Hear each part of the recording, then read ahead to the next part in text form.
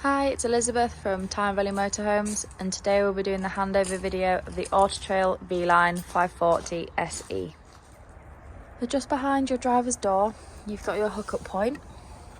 So to unhook the vehicle, you want to just push this blue lever down and then gently pull and your hookup cable will come off. When you want to hook your vehicle up, lift the collar and then align it up and slide it on. You'll hear a click. That means it's connected. Always hook your cable up to the vehicle first and then to the mains on the site, as you don't want to be walking around with a live cable.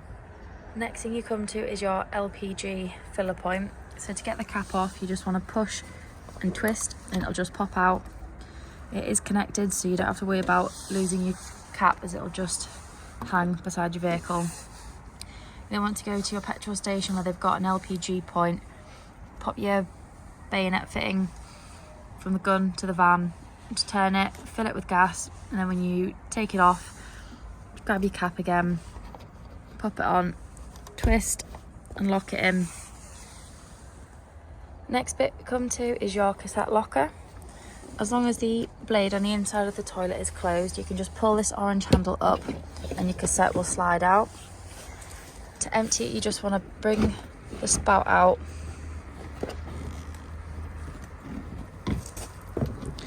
You can then unscrew it.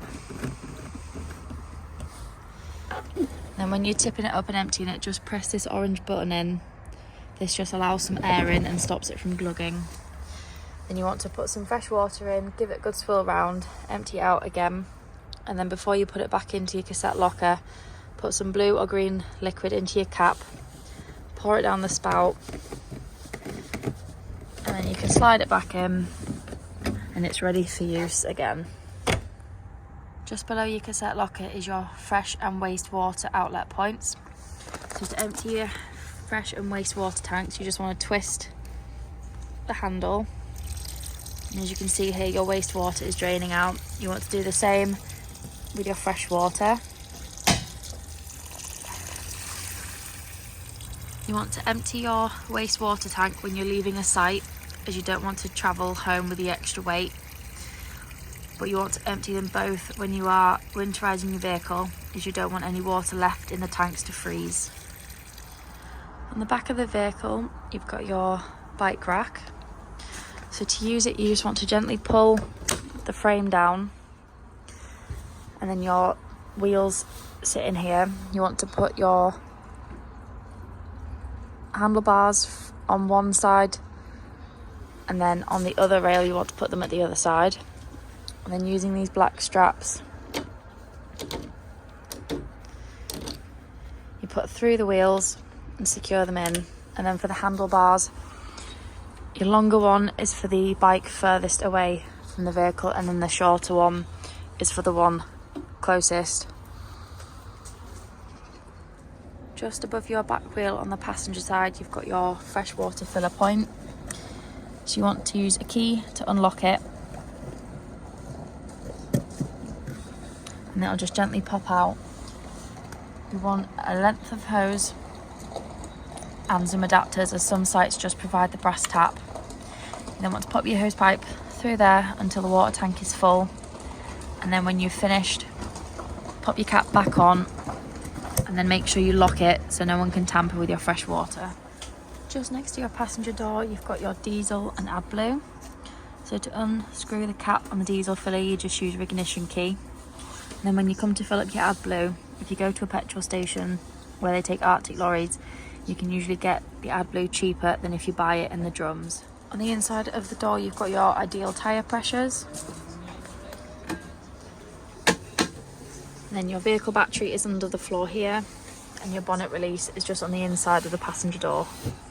Under the bonnet, the main things you want to focus on is your screen washer fluid.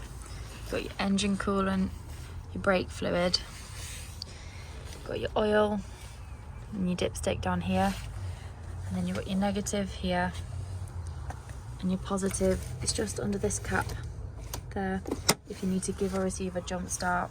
And then you've got your weight plates on the front as well. So when using your control panel, the first thing you want to do is switch your power button on. This allows everything on the inside of the van to work. Next down, you've got your internal lights. They will also work from rocker switches around the van. However, if this isn't on, the lights won't work. You've also got your awning light outside. As you can see, it's now on, turning it on and off. You've then got your water pump. Now, if you want to use your shower, toilet, the sink taps, you need to have your water pump on, otherwise you won't have a pressurised flow in the van. Next thing, you can check your vehicle battery levels, you can check your water tank, your fresh and waste. You can change between your leisure battery and your vehicle battery. You can see the temperature and humidity. There's lots of different settings that you can go through. And then obviously this is your back button, so you can go to the home page. To operate your heating and your hot water, you can use these two dials here. So you just have to wave your hand across them and they'll switch on. We'll do the heating first, so you can have it on just gas, just electricity, or you can have it on both if you want to heat your vehicle up quicker. On the electric side, you can have it on 1 kilowatt, which is 1 dot, 2 kilowatts, which is 2 dots, and then 3 kilowatts, which would be 3 dots. They've gone blue at the minute, that means it's on, but it's not currently working on gas or electric. In a minute, it will turn orange. That means that it is working and your van will start to heat.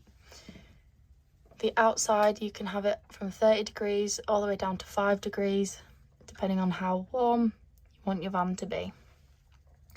Next, we've got your water on heating, so you can either have it on gas, electricity, or both, depending on if you want your hot water quicker. You can have it on both and it'll just heat up a little bit faster. You've got your two settings, so you can have it on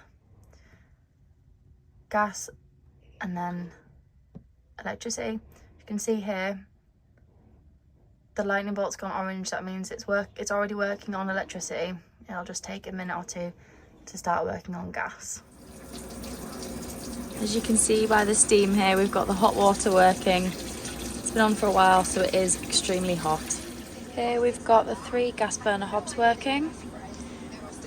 Just remember that once you turn them off, wait until the metal is fully cooled before you put the glass lid down, as it can shatter. Here we've got the oven working on gas, and here we've got the grill working on gas as well. To use your fridge, the first thing you want to do is turn it on, so hold the on button down until the blue lights come on.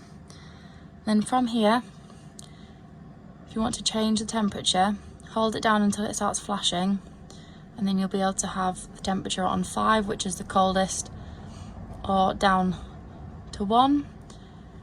I always recommend that you start off with 5 when you first turn it on to get it to temperature, and then turn it down to about 3 or 4, as 5 can cause ice to form in the fridge. You can then also press this moon here. This is night mode. It just turns the decibels down and makes the fridge slightly quieter for when you're asleep. On the passenger side, you'll find these 2 silver poles. These act as supporting bars for the bed.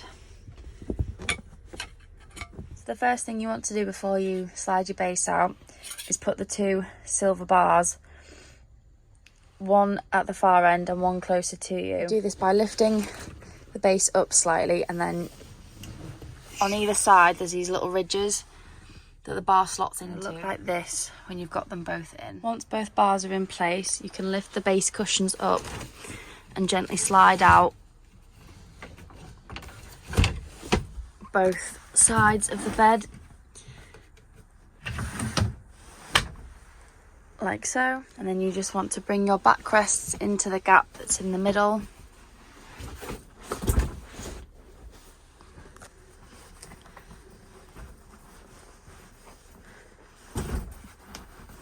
Once you've got the cushions in the middle, you then have your bed in the back. If you do want a flatter surface, you can flip the cushions over, as they are slightly ridged, but it is completely personal preference which way round you have them. Under the bench on the driver's side, at the back of the vehicle, you'll find your boiler drain down. When you want to drain all the water out, you just turn this yellow arrow round to the back of the van. This will drain all the water out of your boiler. At the same time, turn your kitchen and bathroom taps on to let all the water run out of the taps and pipes to avoid any frost damage. In the bathroom, we've got the shower curtain. We've got your shower. Got 2 nice big mirrors. And when you want to flush the toilet, make sure you've got your fresh water tank full and the water pump on, and then you just press this blue button here and you get a flow of water into the bowl. To open the blade, you just pull this grey handle forward and the blade will open, and then you can shut it as well. You can also move it around to have more room in the shower basin, or turn it around to have more leg room. To open the cupboards, you just push them gently and they'll pop open. Same with the sink, just push it and gently pull it down. Once you've used the sink, gently bring it back up and let all the water drain out slowly before putting it back up in the travelling position. Behind your driver's seat, you've got your trip switches and your fuses. So if you're ever hooked up and you're not receiving power in the vehicle, press this button here. If it trips the van, it means there's something within the vehicle that's not quite working. However, if you press the button and it doesn't trip, it means there's an issue with your mains. And then at the back here, you've got your fuses.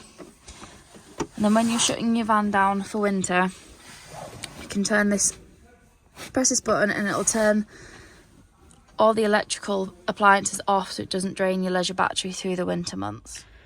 So on your steering wheel, on the right hand side, you've got your cruise control. And then on the left, you've got these 4 arrows. So on your dash, you can scroll through different settings. So you can see your AdBlue, any messages. You can go through your settings so you can change your date, time. Then you've got your miles per hour. And then if you've got your phone connected to the radio, you can also answer or decline calls. And then on the back of your steering wheel, you've got these buttons here. So you can flick through different radio stations on the left hand side, or turn your radio on and off. And then on the right hand side, you've got your volume. And then you can mute and unmute. And then you've got your indicators, your full beam, and then you've got your wipers on the other side. To use your radio, you've got a couple of different buttons on the side here. It's just touchscreen, so you can get to your home page. You've also got your volume controls here as well. And then when you're on your home page, you've got a couple of different options down the front here, so you can click on your DAB radio, and then the 3 lines.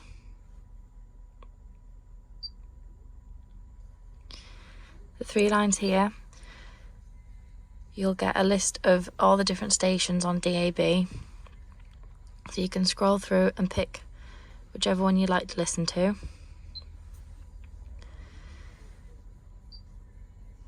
And then you've also got Apple CarPlay or Android Auto. So you can connect to your phone through Bluetooth. And then once you've got your phone connected, you'll have Apple Maps or Google Maps, whichever phone you've got connected. You've also got your settings, so you can change the time and date, another personalised to make it more user-friendly to you. Just below, you've also got your climate controls, so you've got your cooler, heating. You can change the direction of the blowers. You've got your hazards. You can also lock the van from the inside with this button. You've got your traction and then your hill assist as well.